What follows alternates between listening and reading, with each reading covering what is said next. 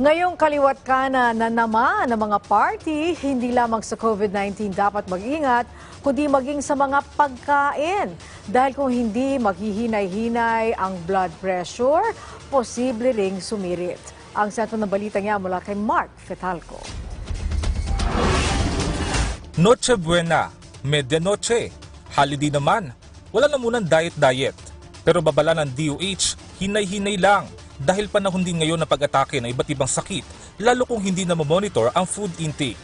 So let us take things moderately, yung stress natin, yung mga bisyo na pag-inom, at saka pati na rin po yung pagkain ng mga pagkain, hindi naman po proper ang diet natin for that. Ayon sa DOH, mataas ang bilang ng non-communicable diseases sa mga buwan ng December, January at February. Kabilang na dyan ang mga alta presyon at sakit sa puso. At batay sa pag-aaral, stress ang isa sa contributing factors ng hypertension at iba pang sakit kagaya ng aneurysm.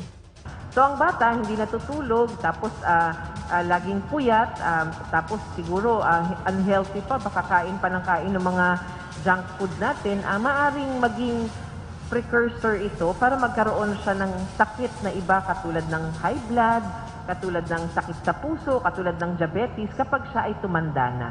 Pero itong aneurysm doesn't really usually occur na basta-basta kasi nagka-stress ka, ang daming stress, di ako natutulog, mag-aneurysm ka na. Hindi po.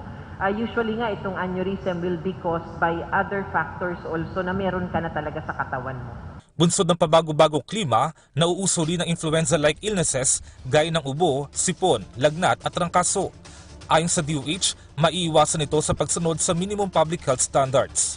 By wearing your mask, by always washing your hands, making yourselves healthy, and kapag may sakit kayo, we isolate already dahil ito po ay kapareho rin ng simptomas ng COVID-19. Have yourself tested first before you go and interact again with your office mates or your family.